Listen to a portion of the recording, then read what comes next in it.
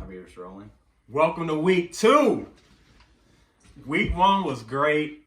For some people took some losses, some people won. You know, that's how fantasy football goes. But I'm we're asking here. for a recount, Sam. But yeah, this is it. Week 2. Let's get the pick'em going. We're going to start with Inkster versus Cairo. I'm going to take the Cobras in this one. Even though I think Chris Godwin bounces back, has a big day, the overall talent of Cairo is going to be tough to beat. And I'm going to go with Simmons in this one. Yeah, I'm also taking Cairo. Contrary, I keep thinking Godwin's going to be out of the game, and that could be the ultimate nail in the coffin. Then there's just not enough firepower to keep up with Lamar and Julio Jones, and Sanders coming back. It's going to be tough. Cairo's going to be tough to beat. So what that means is hopefully we jinx Kyle and he loses this week. Oh boy. Next game, Riverdale versus Wixom.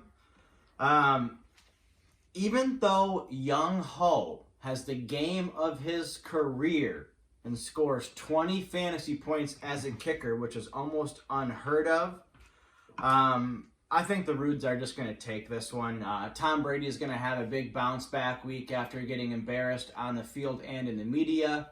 I think even on goal line situations, they're going to be throwing it to prove a point. I think Tom Brady probably has 4 touchdown passes plus or more this week. So I'm going to go with the Rudes. Yeah, I'm expecting for Tom Brady to have a bounce back game this week. And I'm also expecting big games from Adams, Hopkins, and Fuller. He's got really good receivers. Wixom, I'm actually expecting Jones to have a nice game against the Lions. And I do think Zach Moss is going to have a nice game being more implemented into the offense. But I got to take Riverdale. Yeah, Adams and Hopkins are killers. Can they overcome the Thursday night duds from Hooper and Green? No, that was awful. 10 points between the two of them.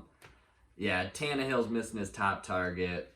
Henry's going to get all the carries in the world again. I just have a slight Riverdale lean here. So, again, this means we're probably going to look at an upset, and Wixom's going to take this one. Well, yeah, right.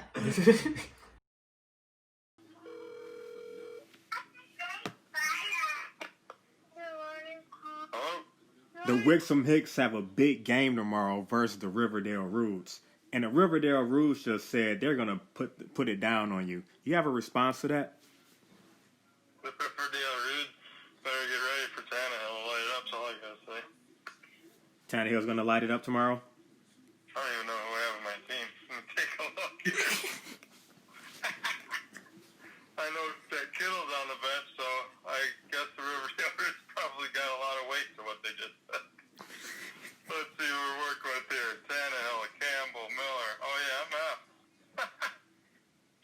Oh, no, Zach Moss. Here we go. Oh, it's going to be a Zach Moss because Carson fell, folks, just like last week. Oh, yeah, Kittle really asked me. Doesn't sound good, huh? So here's my hope is that we got a Chris Carson going to run all over New England because that secondary is probably going to be able to hold him down. So we'll go with Chris Carson showing Zach Moss. He's my sleeper, man. He's going to be the dog this year. Watch it. He's going to be the Zach Moss is the Henry replacement. Last year's debacle. That's the season quote. Well, hopefully you can get to 2-0 this week with a win over Riverdale. Win over Riverdale early in the season. If we come 2-0, losing Kittle would be real solid for the future of the Wixom Hicks. That would be a really good step in the right direction, that's for sure. Get this franchise on the right track. The Riverdale Rules are 0-1, and it looks like they need a win this week versus Wixom Hicks. We just talked to Wixom, and they said there's no chance you're going to win this week. You got a reply to that? Well, it's wishful thinking on his end. Slightly handicapped with the way that Hooper and Green performed. I'm still favored to win, so you can't even beat a handicap team. You're not even projected to win on that. So you take it to the bank. We're going to get 500 after this week. Take it to the bank. Riverdale will be 1-1 after this week. Yeah, Brady's going to skeet over the Wixom Hicks. Well, you definitely need it because you don't want to go to 0-2. Well, you heard it here first. If we go to 0-2, we're going to be moving some pieces here and there to see what we can do. So, I've gone 0-4 and made the playoffs before, but I'm not trying to test those waters.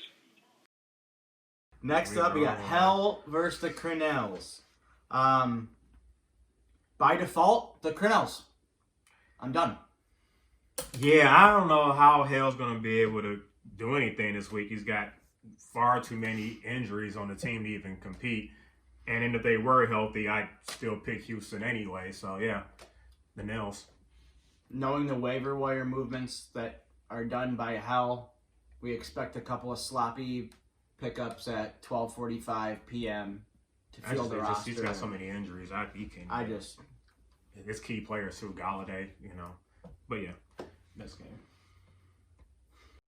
Vegas versus Rochester, led by CEH. I know we joked and gave everyone shit. Sydney, you probably should have just drafted him after all the shit we talked about you not picking him up. He probably will be just like every other Andy Reid running back and lead the league in fantasy football, probably even as a rookie.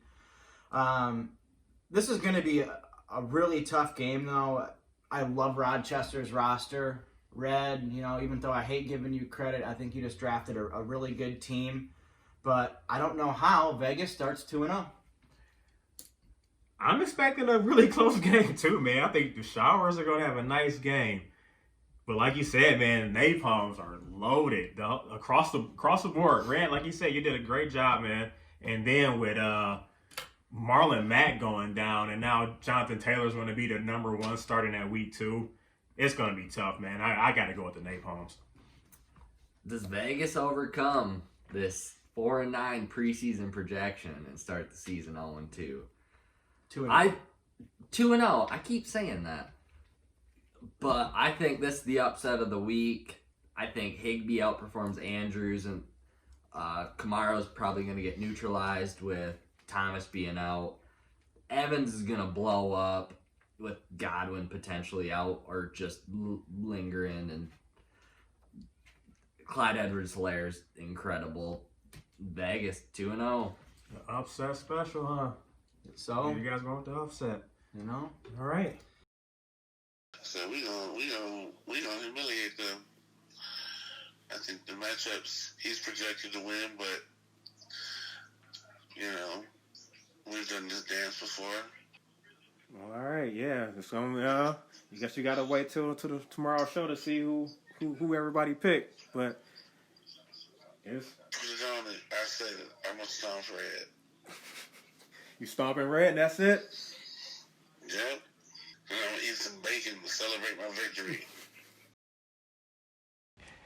Calvin Johnson just said the Vegas Golden Showers are going to, quote unquote, stomp the napalms tomorrow. Do you have a response to that? Our response is we do our talking on the field. So there's no need to talk when actions will be showed. That sounds like a team that doesn't have too much going for themselves, so they have to do talking to try to get people distracted. Oh, okay. All right. Dang. It's like that, huh? Yes, sir. Yeah, a lot of people have Vegas pulling a big upset this week. I don't think anybody has that. I don't even think Vegas has that. I don't know. I guess you have to tune in to the tomorrow show to find out the picks, right? Exactly. All right. Well, thank you for the interview. You can get back to the cakes. Exactly. I got my hat on right now, so yeah, I'll see you guys tomorrow bright and early. Next we have Shelby versus A2. A2's hurting right now with his first round draft pick and Michael Thomas being out. And who knows how long he's going to be out for. The Saints really haven't revealed anything. He could be out for 1 week. I mean, he could be could be a lingering issue. It could be all season long. I think Shelby wins this one pretty easily. Sneakily. Even though Mike, I know you had to ask question on who was drafted every time, but you put together a very. I'm just giving you shit, Mike. You put together honestly a hell of a team. Looking at anyone that's projected roughly 140 plus points is going to be very formidable, be very difficult to beat. I think Shelby wins this one pretty easily. Yeah, I think Shelby does need a big game from Saquon. He kind of didn't have a big game last week, but I like all the other matchups. And for A2, man, Scotty Miller and Benny Snell are gonna have to. They're either gonna be the boom or bust for them. They could be a boom or they fall flat, and that's what costs them. So I'm gonna take Shelby. Yeah, for A2, Watson was looking lost at times without Hopkins to save him time and again. Already riddled by the injury bug with Thomas. There's not too many people I trust on the team to put up big numbers.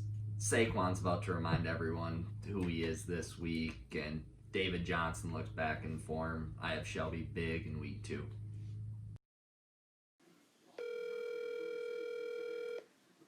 Hello? The A2 Headhunters are in last place at the Legends League with a big game coming in tomorrow versus the Shelby Twips. Do you have anything to say about this? Yeah, man, we need to get our team turned around and get that dub tomorrow. We didn't even break 100 last week, man. Yeah, it wasn't a big game for you last week. No, I got Michael Thomas on. But hopefully James Conner doesn't play so I can get Mr. Benny Snell going. Yeah, it looks like you're going to need a big game out of Snell and the other guy. Need some production. Yeah, I need someone to do something for me tomorrow. Gotta get a dub. I can't start out 0-2. No.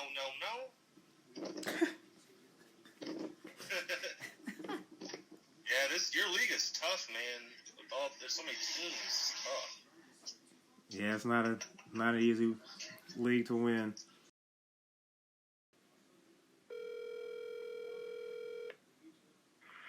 What up, Kyle?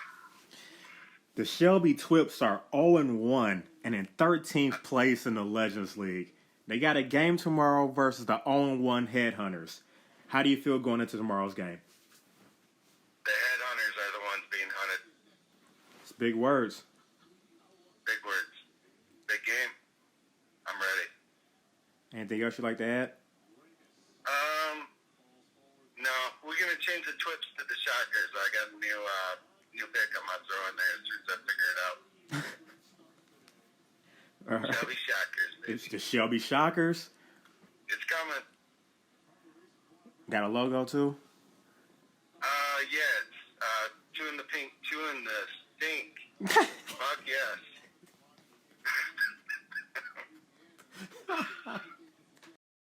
And we have Dearborn versus Ann Arbor. Dearborn picked up Corey Davis. And is this finally like the year Corey Davis could like break out, the 4th year breakout instead of the 3rd year? Could be. I don't know. But I can't expect for Jacobs to have 3 touchdowns this week. Like, yeah, a monster game last week. But I don't think he can do that again.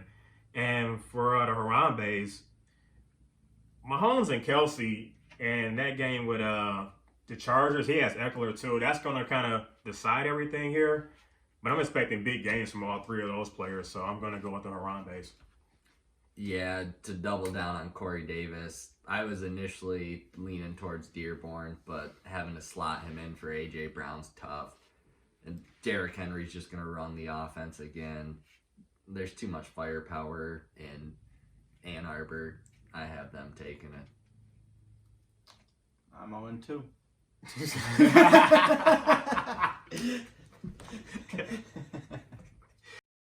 All right, game of the week: A-Hills versus Beaver Creek. My prediction: Josh Allen scores 2 rushing touchdowns and snakes Josh Singletary and Zach Moss. But Kyler Murray throws 4 touchdown passes, and Sammy starts 2-0. He's finally got it together, guys. Sammy's on pace for back-to-back playoffs. Uh-oh. That's a big prediction. That's a bold prediction right there. Yeah, I think this is gonna be the game of the week. I think it's gonna be a really good game here.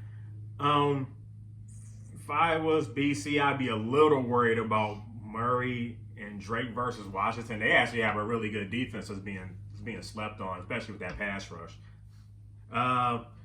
For A-Hills, I think Gordon's going to have a tough game against Pittsburgh, though. So I think it's going to kind of even out, but I'm going with A-Hills on this. Yeah, the consensus game of the week. Odell tilted the scales for me with having that performance this week on Thursday night.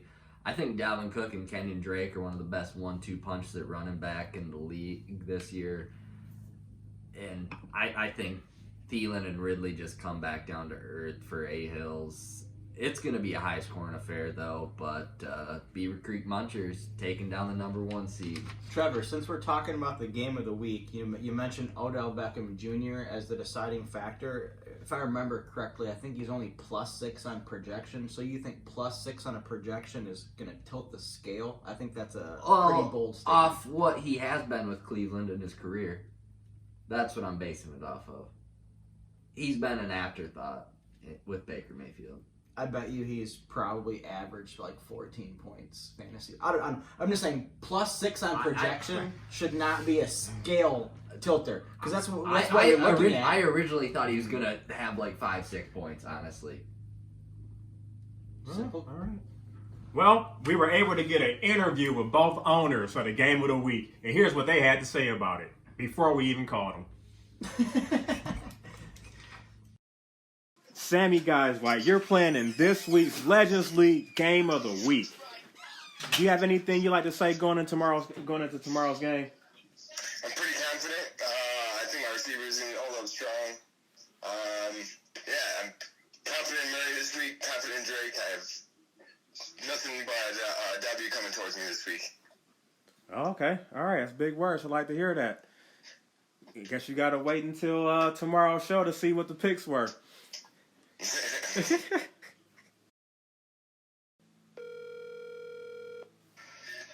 Hello? I just got off the phone with Beaver Creek owner Sammy Guys White, and he said he's going to whoop your ass this week. You got anything to say about that? I'm in the work. I can't be on the phone right now. And that's our picks for week 2. Let's see what happens. Good luck to everybody. Good luck, guys. good luck. Cheers.